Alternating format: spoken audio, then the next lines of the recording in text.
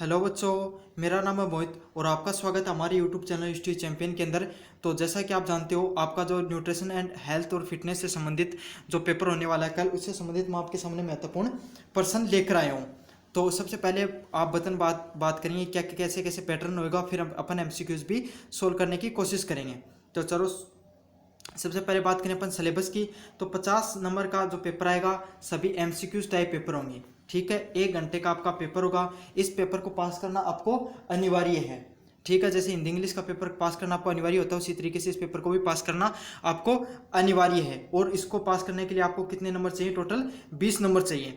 और अगर आप रेगुलर के विद्यार्थी हो तो 40 नंबर का आपका वैसे पेपर होता है एमसीक्यूज टाइप, और 10 नंबर का आपका इंटरनल एग्जाम होगी इसकी।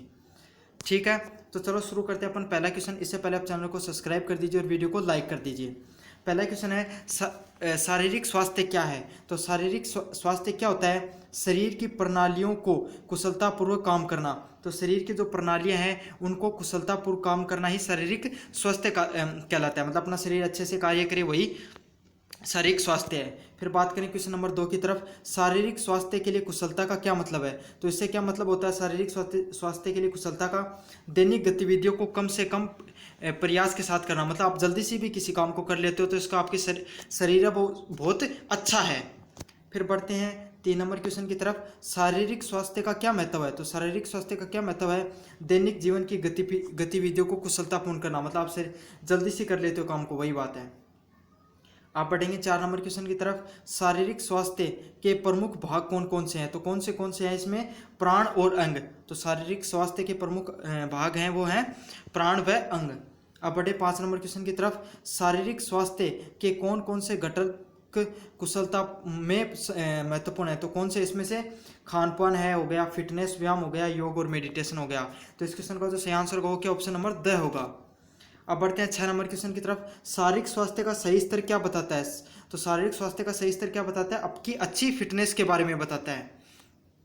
अब बढ़ते हैं 7 नंबर क्वेश्चन की तरफ। शारीरिक स्वास्थ्य के लिए क्या जरूरी है? तो शारीरिक स्वास्थ्य के लिए क्या जरूरी होता है? सही आहार लेना। अगर आप सही आहार लोगे तो आपका शारीरिक स्वास्थ्य वो बहुत अच्छा रहेगा। अब बढ़ते हैं 8 नंबर क्वेश्चन की तरफ। शारीरिक स्वास्थ्य के लिए लाभों में से निम्नलिखित कौन सा सही है? तो इनमें से कौन सा सही है? अधिक रोगों का संक्रमण होना। तो अगर आपके अधिक रोग होंगे तो आपका शारीरिक स्वास्थ्य क्या है? सही नहीं होगा। अब बढ़ते हैं 9 नंबर क्वेश्चन की तरफ। शारीरिक स्वास्थ्य को बढ़ाने के लिए सबसे महत्वपूर्ण क्या है? सही आहार और व्यायाम देना। तो शारीरिक स्वास्थ्य को बढ़ाने के लिए सही चीज क्या? आपको सही आहार और व्यायाम लेना चाहिए। अब बढ़ते हैं 10 नंबर क्वेश्चन की तरफ। मांसपेशियों की ताकत का माप किस विधि से किया जाता है? तो किस विधि से किया जाता है? लंबे समय तक दोहराव तक। तो अगर आप किसी भी चीज़ को लंबे समय तक करते रहोगे, एक्सरसाइज वगैरह करते होगे, तो आपको ये पता चल जाएगा आपकी जो मांसपेशियां मसल्स है वो कितनी एक्टिव हैं। अब बढ़ते हैं 11 नंबर क्वेश्चन की तरफ। कार्डियो वोकुलर सहन शक्ति का मूल अंश क्या है? तो क्या उसका मूल अंश होता है? उच्च हृदय गति के साथ विस्तारित अवधि। मतलब कार्डियोवैस्कुलर क्या होता है? आपकी हृदय गति से संबंधित ये चीज होती है। कार्डियो होता है आपका जो हार्ट है, उससे संबंधित चीजें आती हैं। अब पढ़ते हैं 12 नंबर क्वेश्चन की तरफ। शारीरिक वसा संरचना का माप किस प्रक्रिया के द्वारा किया जाता है? तो किस प्रक्रिया के द्वारा किया जाता है? कैलिपर्स के उपयोग के द्वारा किया जाता है। आप बढ़ते हैं 13 नंबर क्वेश्चन की तरफ। संतुलन और समन्वय की क्षमता किसे दिखाती है? तो संतुलन और समन्वय की क्षमता किसे दिखाती है? स्थिरता और नियंत्रण को। तो आपका संतुलन और समन्वय किस चीज से पता चलता है? स्थिरता और नियंत्रण से। अब बढ़ते हैं 14 नंबर क्वेश्चन की तरफ। शारीरिक स्वास्थ्य के लिए किसकी आवश्यकता होती है? तो शारीरिक स्वास्थ्य के लिए किसकी आवश्यकता होती है? संतुलित आहार और व्यायाम की। आप जितना संतुलित आपका आहार होगा उतना ही आपका शारीरिक स्वास्थ्य अच्छा होगा। अब बढ़ते 15 नंबर क्वेश्चन की तरफ। स्वास्थ्य फिटनेस संबंधित कितने घटक हैं? जैसे मांसपेशियों की सहनशील शक्ति, हृदय संबंधित सहन शक्ति, लचीलापन, मांसपेशियों की ताकत और शरीर की संरचना। तो इसमें क्या होगा? 5 प्रकार होते हैं। अब बढ़ते हैं 16 नंबर क्वेश्चन की तरफ। निम्नलिखित में से कौन सा फिटनेस घटक मांसपेशियों को प्रतिरोध के खिलाफ बल प्रदान करने की क्षमता को दर्शाता है? तो इनमें से कौन सा दिखाता है? मांसपेशियों की ताकत दिखाता है। अब बढ़ते हैं 17 नंबर क्वेश्चन की तरफ। नियमित व्यायाम का स्वास्थ्य पर कैसा प्रभाव होता है? तो क्या कैसा प्रभाव होता है? वायु प्राण वायु और हृदय स्वास्थ्य को बेहतर बनाता है। तो अगर आप अगर व्यायाम करते रहोगे तो आपका हृदय है और जो आपका शरीर है, प्राण वायु मतलब आपका स्वास्थ्य से संबंधित होता है, वो क्या रहेगा? बेहतर रहेगा। अब बढ़ते हैं 18 नंबर क्वेश्चन की तरफ। फिटनेस के किस घटक की महत्वपूर्ण भूमिका है जो शरीर को दर्द या स्थिरता के बिना एक पूरी गति में ले जाने की क्षमता को सुनिश्चित करता है? तो इसमें से कौन सा है? लचीलापन। तो आपका जो शरीर का जो जितना ज़्यादा लचीलापन होगा ना, उससे आपके शरीर के में दर्द व स्थिरता बनी रहेगी, दर्द नहीं होगा और स्थिरता बनी रहेगी। 19 नंबर क्वेश्चन है, भारोत्तोलन में किस फिटनेस घटक की आवश्यकता होती है? तो किसकी होती है? मांसपेशियों की ताकत की आवश्यकता होती है। अब बढ़ते हैं 20 नंबर क्वेश्चन की तरफ। जिम में से कौन से स्वास्थ्य संबंधित घटक महत्वपूर्ण होते हैं? तो कौन से होते हैं? शरीर की संरचना महत्वपूर्ण होती है, लचीलापन आपके शरीर के अंदर कितना, और मांसपेशियों की सहनशक्ति कितनी है। अब बढ़ते हैं अगले नंबर क्वेश्चन की तरफ।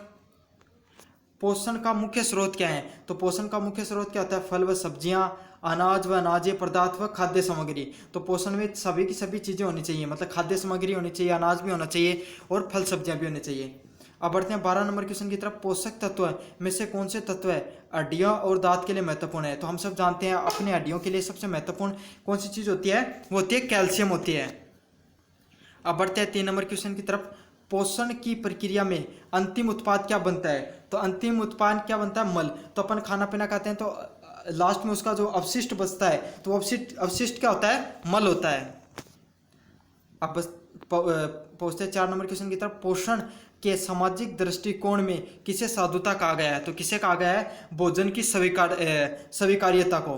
तो पोषण की दृष्टि से भोजन की स्वीकार्यता ही क्या कहलाती है? सामाजिक दृष्टिकोण कहलाती है। अब बढ़ते हैं 5 नंबर क्वेश्चन की तरफ। पोषण के सामाजिक पहलू के तहत किस प्रकार के उत्सव में विशेष प्रकार के भोजन की तैयारी की जाती है? तो किस में की जाती है? अपन को पता है दिवाली का त्यौहार होता है, तब भी अपन भोजन वगैरह बनाते हैं, विवाह समारोह में समारोह में भी बनाते हैं और जन्मदिन के उत्सव पर भी बनाते हैं। तो इस क्वेश्चन का जो सही आंसर होगा वो क्या ऑप्शन नंबर द होगा। अब बढ़ते हैं 6 नंबर क्वेश्चन की तरफ। पोषण के सामाजिक पहलू किसे दिखाते हैं? तो किसे दिखाते हैं? समाज में साझा भोजन को दिखाते हैं। अब बढ़ते हैं 7 नंबर क्वेश्चन की तरफ। पोषण का मुख्य उद्देश्य क्या होता है? तो पोषण का मुख्य उद्देश्य होता है स्वास्थ्य जीवन। 8 नंबर क्वेश्चन की तरफ बढ़ते हैं। पोषण की अंतःक्रिया में कौन सी प्रक्रिया विशेष महत्वपूर्ण होती है? तो कौन सी होती है? अवशोषण। तो आप अगर अवशोषण करते हो तो आपकी अंतःक्रिया से सबसे महत्वपूर्ण चीज है। अब बढ़ते हैं 9 नंबर क्वेश्चन की तरफ। पोषण के वैज्ञानिक विनिमय से क्या महत्वपूर्ण भूमिका है? तो क्या महत्वपूर्ण भूमिका है वैज्ञानिक विनिमय में? अनुशासन। तो इस क्वेश्चन का जो सही आंसर होगा क्या ऑप्शन नंबर ब होगा। अब बढ़ते हैं 10 नंबर क्वेश्चन की तरफ। कुपोषण का क्या अर्थ है? तो कुपोषण का क्या अर्थ होता है? पोषण तत्वों की कमी या अधिकता के कारण होने वाले स्वास्थ्य में विनाश। तो पोषक तत्वों में अगर आप कुपोषण किस कारण होता है? किसी भी व्यक्ति के अगर खाने पीने की पूरी मात्रा में पोषण नहीं मिलेगा तो वो कुपोषण का शिकार हो जाता है। तो इस क्वेश्चन का जो सही आंसर होगा क्या ऑप्शन नंबर बी होगा। अब बढ़ते हैं 11 नंबर क्वेश्चन की तरफ। पोषण स्थिति का कौन सा परीक्षण किया जाता है? तो कौन सा किया जाता है? रक्त और मूत्र के नमूनों के परीक्षण करना। अब बढ़ते हैं 12 नंबर क्वेश्चन की तरफ। आध्यात्मिक स्वास्थ्य में अंग्रेजी का क्या अर्थ है? तो आध्यात्मिक स्वास्थ्य का अंग्रेजी में अर्थ होता है, अध्यात्म का अर्थ होता है स्पिरिचुअल, और जो स्वास्थ्य का अर्थ होता है वो हेल्थ होता है। अब बढ़ते हैं 13 नंबर क्वेश्चन की तरफ। कार्बोहाइड्रेट से प्राप्त कुल कैलोरी का कितना प्रतिशत किसके बीच में होना चाहिए? तो किसके बीच में होना चाहिए? 50 से 60% के बीच में होना चाहिए। अब बढ़ते हैं 14 नंबर क्वेश्चन की तरफ। निम्नलिखित में से किसको छोड़कर भोजन में पाए जाने वाले सभी घटक तत्व हैं? तो किसमें? प्लाज्मा को छोड़कर।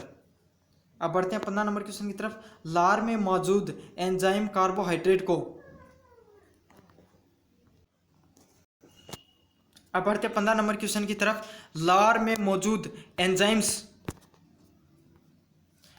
कार्बोहाइड्रेट को क्या करते हैं? तो साधारण शर्करा में तोड़ना शुरू कर देते हैं। अब बढ़ते हैं 17 नंबर क्वेश्चन की तरफ। वर्दी, ऊर्जा, मरम्मत और रख रखाव के लिए शरीर को आवश्यक पदार्थों को क्या कहा जाता है? तो क्या कहा जाता है? पोषक तत्व कहा जाता है। मतलब अपने शरीर में किसी भी चीज़ की वर्दी होती है, अपने शरीर में आपके चोट लग गई, ठीक है, तो उसको भरने के लिए पोषक तत्व भी आवश्यक होते हैं। और आयरन हो गया, कैल्शियम हो गया, मैग्नीशियम हो गया, सोडियम हो गया, ये सभी क्या है आपके शरीर के अंदर पोषक तत्व जरूरी होते हैं। प्रोटीन हो गया। 18 नंबर क्वेश्चन है। भोजन पेट से सीधे कहाँ से गुजरता है? तो कहाँ से गुजरता है? छोटी आंत से गुजरता है। अब बढ़ते हैं 19 नंबर क्वेश्चन की तरफ। एक खनिज जो शरीर को ठीक से काम करने के लिए आवश्यक है, तो कौन सा खनिज है जो शरीर को ठीक से काम करने के लिए आवश्यक है? कैल्शियम। क्योंकि अगर हमारे शरीर के अंदर कैल्शियम की कमी होगी तो हमारी हड्डियां हैं, मांसपेशियां, वो मजबूत नहीं होगी और हमारा शरीर अच्छे से कार्य नहीं करेगा। अब बढ़ते हैं 20 नंबर क्वेश्चन की तरफ। वसा में उच्च आहार को निम्नलिखित में से किसे जोड़ा जा सकता है? तो किसे जोड़ा जा सकता है? हृदय रोग से जोड़ा जा सकता है। अब बढ़ते हैं 21 नंबर क्वेश्चन की तरफ। माय पिरामिड खाद्य मार्गदर्शन प्रणाली के अनुसार एक व्यक्ति को अपना अधिकांश वसा कहाँ से प्राप्त होती है? तो कहाँ से प्राप्त होती है? वनस्पति तेल से, नट से और मछलियों से प्राप्त होती है। अब बढ़ते हैं 22 नंबर क्वेश्चन की तरफ। ऊर्जा की एक इकाई जो भोजन में निहित ऊर्जा की मात्रा को इंगित करती है, तो इसमें से कौन सी है? कैलोरी है, वो ऊर्जा की एक इकाई होती है। आपको पता है कैलोरी, अपन कोई भी खाना पीना खाते हैं उसको कैलोरी में मापते हैं, अपन ने कितना खाना खाया, कितना प्रोटीन लिया, कितना वसा लिया, कितनी कैलोरी ली। अब बढ़ते हैं 23 नंबर क्वेश्चन की तरफ। यह खाद्य समूह है जो शरीर की ऊर्जा का सबसे अच्छा स्रोत है, तो रोटी और अनाज है वो हमारे शरीर के अंदर ऊर्जा का सबसे अच्छा स्रोत होते हैं। अब बढ़ते हैं 24 नंबर क्वेश्चन की तरफ। खाद्य लेबल पर इनमें से कौन सा आवश्यक है? तो कौन सा आवश्यक है? इनमें से उपयुक्त सभी, मतलब संपूर्ण कार्बोहाइड्रेट, शर्करा और लोहा, ये सभी चीज़ें हमारे शरीर के लिए जरूरी हैं। अब बढ़ते हैं 25 नंबर क्वेश्चन की तरफ। ब्रेड, अनाज और पास्ता समूह है, किसका अच्छा स्रोत है? कि तो किसका अच्छा स्रोत है? कार्बोहाइड्रेट का एक अच्छा स्रोत है। अब बढ़ते हैं 26 नंबर क्वेश्चन की तरफ। स्वास्थ्य प्रतिरक्षा प्रणाली और मजबूत संयोजी ऊतकों के लिए यह पोषक तत्व आवश्यक है, तो कौन से पोषक तत्व आवश्यक होते हैं? विटामिन सी के पोषक तत्व आवश्यक होते हैं। अब बढ़ते हैं 27 नंबर क्वेश्चन। खट्टे फल का उत्कृष्ट स्रोत है, तो इनमें से खट्टे फलों का सबसे उत्कृष्ट स्रोत कौन सा होता है? विटामिन सी होता है। अब बढ़ते हैं 28 नंबर क्वेश्चन की तरफ। इनमें से किसे पोषक तत्व नहीं माना जाता है? तो किसको नहीं माना जाता है? फाइबर को एक अच्छा पोषक तत्व नहीं माना जाता है। अब बढ़ते हैं 30 नंबर क्वेश्चन की तरफ। किस भोजन में सबसे अधिक वसा होती है? तो इनमें से सबसे अधिक वसा किस में होती है? ब्राउनीज में होती है। ब्राउनीज है वो मैदा वगैरह को बोलते हैं। अब बढ़ते हैं अगले नंबर क्वेश्चन की तरफ। दूध, पनीर व दही समूह के लिए क्या महत्वपूर्ण है? तो ये हमारे, आपको पता है दूध, दही, पनीर के अंदर कैल्शियम की मात्रा ज़्यादा होती है, तो ये हमारी मजबूत हड्डियों के लिए, दांतों के लिए और मांसपेशियों के लिए, सभी के लिए महत्वपूर्ण होता है। अब बढ़ते हैं 32 नंबर क्वेश्चन की तरफ। निम्नलिखित में से कौन सा पोषक तत्व है सनसाइन विटामिन के रूप में जाना जाता है? तो सनसाइन विटामिन के रूप में किसे जाना जाता है? विटामिन डी को जाना जाता है। अब बढ़ते हैं 33 नंबर क्वेश्चन की तरफ। मजबूत हड्डियों के लिए निम्नलिखित में से सभी के लिए आवश्यक होती है, तो क्या चीज़ आवश्यक होती है? थायमीन। तो थायमीन है वो हमारी मजबूत हड्डियों के लिए बहुत ज़रूरी होती है। अब बढ़ते हैं 34 नंबर क्वेश्चन की तरफ। शरीर के संरचनात्मक घटकों के निर्माण और रख रखाव के लिए निम्नलिखित में से कौन से पोषक तत्वों की आवश्यकता होती है? तो इनमें से कौन से पोषक तत्वों की आवश्यकता होती है? प्रोटीन पोषक तत्वों की आवश्यकता होती है। अब बढ़ते हैं 35 नंबर क्वेश्चन की तरफ। निम्नलिखित में से कौन सा पोषक तत्व है शरीर का पसंदीदा ऊर्जा स्रोत है? तो इनमें से कौन सा पोषक तत्व पसंदीदा ऊर्जा स्रोत होता है? वो होता है कार्बोहाइड्रेट। अब बढ़ते हैं 36 नंबर क्वेश्चन की तरफ। निम्नलिखित में से ओमेगा 3 फैटी एसिड का सबसे अच्छा स्रोत है, तो इसमें से कौन सा सबसे अच्छा स्रोत है? सोर्डिन। अब बढ़ते हैं 37 नंबर क्वेश्चन की तरफ। यह खनिज स्वस्थ लाल रक्त कणिकाओं के लिए आवश्यक है और इसकी कमी अमोनिया हो जाता है, तो किसकी कमी? हम सब जानते हैं अमोनिया किसकी कमी के कारण होता है? लोहे की कमी के कारण। लोहा मतलब आयरन की कमी के कारण। अब बढ़ते हैं 38 नंबर क्वेश्चन की तरफ। स्वास्थ्य दृष्टि के लिए यह पोषक तत्व सबसे महत्वपूर्ण है, तो कौन सा पोषक तत्व सबसे अधिक महत्वपूर्ण होता है? Vitamin A. अब बढ़ते हैं अगले नंबर संतुलित आहार से संबंधित प्रश्नों की तरफ। संतुलित आहार का क्या मतलब है? तो संतुलित आहार का मतलब है उचित खाद्य पदार्थों को सही मात्रा व अनुपात में लेना। अब बढ़ते हैं 2 नंबर क्वेश्चन की तरफ। दुबलेपन के दौरान शरीर की देखभाल के लिए क्या आवश्यक आहार है? तो कौन सा आवश्यक आहार है? विटामिन का सेवन करना। अब बढ़ते हैं 3 नंबर क्वेश्चन की तरफ। ICAMR द्वारा मोटापे के खिलाफ संतुलित आहार का क्या महत्व है? तो इनमें से क्या महत्व है? मानक रोजमर्रा की आवश्यकताओं को पूरा करना। तो अगर आवश्यकता पूरी। अब बढ़ते हैं 4 नंबर क्वेश्चन की तरफ। संतुलित आहार की योजना कैसे बनाई जा सकती है? तो कैसे बनाई जा सकती है? व्यक्तिगत आहार आवश्यकताओं के आधार पर बनाई जा सकती है। अब बढ़ते हैं 5 नंबर क्वेश्चन की तरफ। भोजन को का वर्गीकरण किसके आधार पर किया जा सकता है? तो किसके आधार पर किया जा सकता है? स्रोत के आधार पर किया जा सकता है कि कैसे कैसे स्रोत बनाए जाएंगे, उनकी उसी के आधार पर बनाया जा सकता है। अब बढ़ते हैं 6 नंबर क्वेश्चन की तरफ। संतुलित आहार क्या है? तो संतुलित आहार क्या है? पदार्थों का उचित मिश्रण और उचित मात्रा में सेवन करना ही संतुलित आहार कहलाता है।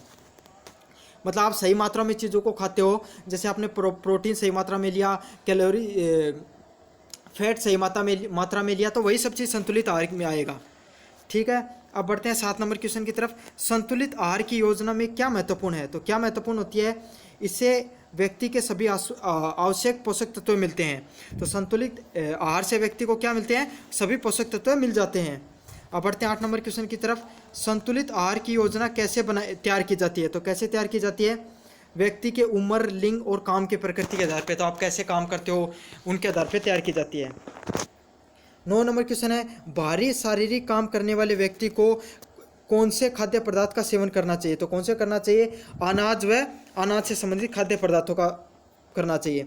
अब बढ़ते हैं 10 नंबर क्वेश्चन की तरफ। संतुलित आहार में क्या होना चाहिए? तो क्या होना चाहिए? उचित मात्रा में सभी प्रकार के पोषक तत्व होने चाहिए। अब बढ़ते हैं 11 नंबर क्वेश्चन की तरफ। संतुलित आहार योजना बनाने के लिए कौन सा पैरामीटर महत्वपूर्ण है? तो इनमें से कौन सा पैरामीटर महत्वपूर्ण होता है? उपयुक्त सभी। अब बढ़ते हैं 12 नंबर क्वेश्चन की तरफ। RDI चार्ट किस पोषक तत्व संबंधित आवश्यकताओं को ध्यान रखता है? तो किससे संबंधित ध्यान रखता है? ऊर्जा और प्रोटीन से संबंधित चीज़ों को ध्यान रखता है। अब बढ़ते हैं 13 नंबर क्वेश्चन की तरफ। संपूर्ण पोषण प्रदान करने के लिए भोजन की संख्या किस चीज़ पर निर्भर रखती है? व्यक्ति की आय पर, व्यक्ति की उम्र पर, व्यक्ति की गतिविधियों पर। तो उपयुक्त सभी चीज़ें इन पर पोषक तत्व की मात्रा वो निर्भर करती है। अब बढ़ते हैं 14 नंबर क्वेश्चन की तरफ। भोजन की कुल मात्रा किस पर वितरण किया जाना चाहिए? तो किस पे वितरण किया जाना चाहिए? आय समूह के आधार पर किया जाना चाहिए। अब बढ़ते हैं 15 नंबर क्वेश्चन की तरफ। हमारे शरीर के लिए आवश्यक सबसे महत्वपूर्ण और आवश्यक खनिज है, तो कौन सा है? हम सब जानते हैं हमारे शरीर के लिए जो आयरन है वो सबसे महत्वपूर्ण है। आयरन, कैल्शियम है, ये सभी के सभी ही महत्वपूर्ण होते हैं, लेकिन आयरन ज़्यादा महत्वपूर्ण खनिज है। पोषण में कैल्शियम आएगा। निम्नलिखित में से कौन सा भोजन का घटक नहीं है? तो इनमें से भोजन का घटक क्या नहीं होता है?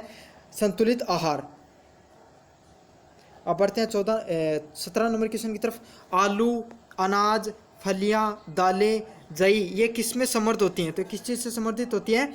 ये प्रोटीन से समृद्धित होती हैं। अब बढ़ते हैं 19 नंबर क्वेश्चन की तरफ। दूध के बारे में से कौन सा कथन गलत है? दूध के बारे में कौन सा कथन गलत है? दूध विटामिन सी का अच्छा स्रोत होता है। तो आपको पता है ये गलत कथन है, क्योंकि ये विटामिन डी का अच्छा स्रोत होता है दूध। अब बढ़ते हैं 20 नंबर क्वेश्चन की तरफ। निम्नलिखित में से कौन सा खाद्य घटक वसा से भरपूर है? तो इसमें से कौन सा घटक होता है वो वसा से भरपूर होता है? वो होता है मक्खन व तेल। अब बढ़ते हैं 21 नंबर क्वेश्चन की तरफ। निम्नलिखित में से कौन सा खाद्य पदार्थ प्रोटीन का सबसे अच्छा स्रोत है? तो कौन सा? सोयाबीन होती है, वो प्रोटीन का सबसे अच्छा खाद्य स्रोत होती है। अब बढ़ते हैं 22 नंबर क्वेश्चन की तरफ। निम्नलिखित में से कौन सा घटक कोई पोषक तत्व प्रदान नहीं करता है? तो पानी होता है, वो कोई भी पोषण तत्व प्रदान नहीं करता है। अब बढ़ते हैं 23 नंबर क्वेश्चन की तरफ। अंडा एक समृद्ध स्रोत है, तो वो इसका कौन से का एग्जाम्पल है? प्रोटीन का सबसे समृद्ध स्रोत होता है। अब बढ़ते हैं 24 नंबर क्वेश्चन की तरफ। निम्नलिखित में से कौन सा खाद्य पदार्थ आहार्य फाइबर प्रदान करता है? तो कौन सा करते हैं? दालें करती हैं, साबुत अनाज करते हैं, फल व सब्जियां करती हैं। तो इस क्वेश्चन का जो सही आंसर होगा ऑप्शन नंबर द आएगा। अब बढ़ते हैं 25 नंबर क्वेश्चन की तरफ। निम्नलिखित में से कौन सा खाद्य घटक हमारे शरीर की ऊर्जा प्रदान करता है? तो कार्बोहाइड्रेट होते हैं, वो हमारे शरीर को क्या करते हैं? ऊर्जा प्रदान करते हैं। अब बढ़ते हैं 26 नंबर क्वेश्चन की तरफ। निम्नलिखित में से कौन सा घटक हमारे मानव शरीर की वृद्धि और रख रखाव के लिए आवश्यक है? तो कौन सा है? प्रोटीन व विटामिन। अब बढ़ते हैं 27 नंबर क्वेश्चन की तरफ। निम्नलिखित में से कौन पशु प्रोटीन का सबसे अच्छा स्रोत है? तो पनीर होता है, वो पशु प्रोटीन का जो सबसे अच्छा स्रोत होता है।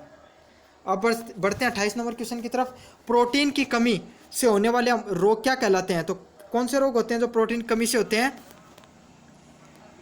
वो होते विटामिन की कमी से होने वाले रोग क्या कहलाते हैं? कमी से होने वाले रोग, मतलब डेफिशिएंसी डिजीज बोला जाता है जिन्हें। अब बढ़ते हैं 29 नंबर क्वेश्चन की तरफ। निम्नलिखित में से कौन सा पोषक तत्व हमें बीमारियों में लड़ने में मदद करता है? तो कौन सा करता है? विटामिन पोषक तत्व करता है।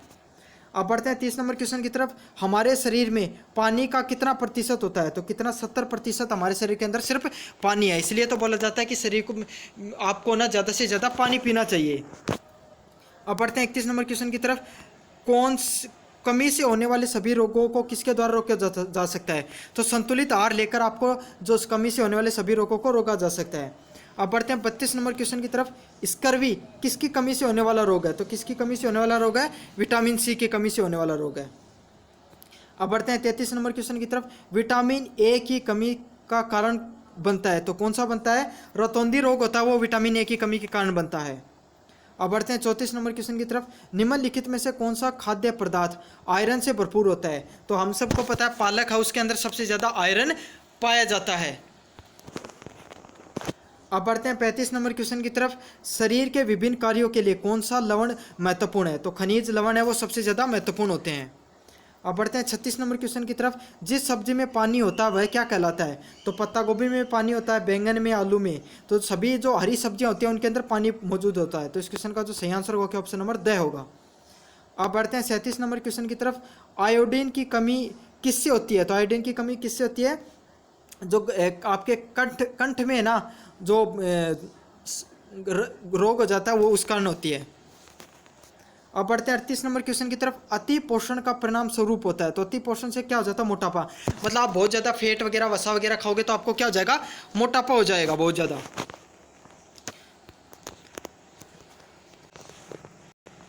अब बढ़ते हैं 39 नंबर क्वेश्चन की तरफ। एक छोटे बच्चे को शरीर निर्माण में मदद के लिए क्या अधिक लेने की आवश्यकता होती है? तो क्या अधिक लेने की आवश्यकता होती है? प्रोटीन अधिक लेने की आवश्यकता होती है।